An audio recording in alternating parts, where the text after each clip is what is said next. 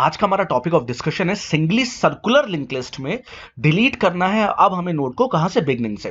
तो इससे पहले पहले हम क्या पढ़ चुके हैं, हमने क्रिएट की कोडिंग देख ली, उसी के साथ हमने मेन्यू फंक्शन देखा। तो पहली वीडियो हमने इसके ऊपर बनाई थी, सर्कुलर लिंक लिस्ट के ऊपर।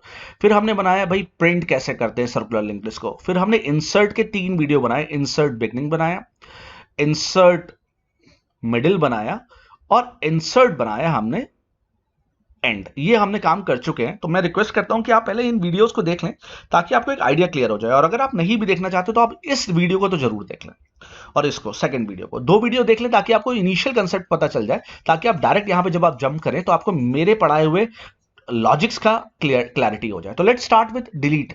ठीक है, तो सबसे पहले लिंक लिस्ट में क्या है, मेन्यू है भाई। मेन्यू है, मेन्यू में बार बार पढ़ा चुका हूं, तो मैं इसीलिए रिक्वेस्ट करूंगा पहली वीडियो देखें। तो मेन्यू में फिर से एक बार समझाता हूं। मेन के अंदर हमने एक वेरिएबल बनाया ch, while 1 का मतलब क्या है, condition always true, condition always true, TR, condition always true. भाई कंडीशन ट्रू है। अब आपकी स्क्रीन में क्या आ रहा है, 1 से क्रिएट होगा, 2 से प्रिंट होगा, 3 से इंसर्ट होगा, 4 से डिलीट होगा, 5 से एग्जिट होगा। बताइए सर आपकी चॉइस क्या है। आप रेस्टोरेंट गए तो पूछ रहे हैं आपसे कि ये सब चीज है, बताइए आपको क्या चाहिए। तो आप ये काम कर चुके हो, ये भी कर चुके हो, ये भी कर चुके हो। अब आपको डिलीट करना है तो आप ये, तो आप क्या दबाओगे, 4। तो आपने 4 दबाया तो CH में क्या गया, 4। इसके आगे प्रोग्राम है कि स्विच में क्या गया, 4। तो केस 4 के आगे जाएगा और डेल नाम का फंक्शन क्या हो रहा है, कॉल हो रहा है। तो यहां से वो जंप करेगा डेल नाम के फंक्शन के पास। अच्छा, अब डेल में भी क्या है, डेल में भी तो ऑप्शंस है भाई। जैसे आप पनीर लेने जाते हो तो पनीर में भी तो ऑप्शन है, कढ़ाई पनीर, मलाई पनीर। तो इस तरीके से डिलीट पे भी, कि डिलीट कहां से करना है, 1 दबाओगे तो बिगनिंग से होगा, 2 दबाओगे तो मिडिल से होगा, 3 दबाओगे तो एंड से होगा। क्या करना है, अभी तो हमें बिगनिंग से करना है भाई, डिलीट फ्रॉम द बिगनिंग है। ठीक है, तो हमने भैया 1 दबाया तो CH में कितना गया, 1। फिर वो केस 1 के पास जाएगा, तो मेन्यू के अंदर मेन्यू है और केस 1 के पास जाएगा और केस 1 के आगे क्या है, डेल बैक नाम का फंक्शन कॉल हो रहा है। तो वो अब यहां से एक और फंक्शन कॉल होता है। इससे पहले कि हमारी लिंक लिस्ट क्या है, ये आपकी लिंक लिस्ट है। अब आपको करना क्या है कि ये पहली नोड को उड़ाना है। तो जब ये पहली नोड उड़ जाएगी तो होगा क्या, तो हेड ये बन जाएगा।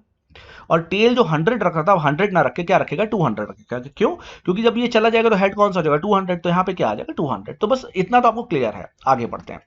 तो देखो सबसे पहले आपके सामने कोडिंग है बहुत छोटी सी। हमने नोड 1 टाइप का एक पॉइंटर बनाया, टेम्प। अब नोड 1 टाइप का क्यों, क्योंकि मैं बार बार बता चुका हूं कि किसी भी लिंक लिस्ट को बनाने के लिए आपको एक स्ट्रक्चर बनाना पड़ेगा। तो हमने एक स्ट्रक्चर बनाया, इसका नाम नोड है। इसके अंदर 2 पार्ट, एक डेटा और एक एड्रेस। एड्रेस किस तरीके का, स्ट्रक्चर टाइप का, इसलिए सेल्फ रेफरेंशियल बोलते हैं। इसका एक वेरिएबल बनाया नोड 1 और इसको टाइप डेफ कर दिया। तो टाइप डेफ करने का क्या मतलब है कि आप पूरे स्ट्रक्चर को हम नोड 1 से रिप्रेजेंट कर सकते हैं। अगर आप ऐसा नहीं करोगे तो जहां जहां नोड 1 लिखा है आपको हर जगह पूरा स्ट्रक्ट नोड लिखना पड़ेगा। तो कोड को सिंप्लीफाई करने के लिए हमने क्या किया, इसको टाइप डिफाइन कर दिया। हालांकि स्ट्रक्चर तो आपको बनाना ही था। चलो, तो नोड 1 टाइप का एक पॉइंटर बनाया। अब आप मुझे एक बात बताओ, नोड आपको डिलीट करनी है ना, तो क्या मैलॉक की जरूरत पड़ेगी, बिल्कुल नहीं पड़ेगी। ठीक है भाई, नोड हमें डिलीट करना है। तो जब हमें डिलीट करना है तो हमें कोई स्ट्रक्चर बनाना तो है नहीं, हमें तो डिलीट करना है। तो देखो ये आपके पास लिंक लिस्ट है। अब ये लिंक लिस्ट है, इसमें ये नोड डिलीट हो जाएगी तो हेड आगे चला जाएगा ना। तो ये स्ट्रक्चर ये रिप्रेजेंट कर रहा है। तो सबसे पहले क्या करो भाई, टेम्प में डालो हेड। अब टेम्प क्या है, ये पॉइंटर है तो उसमें डाल दिया हेड। हेड में क्या है, 100।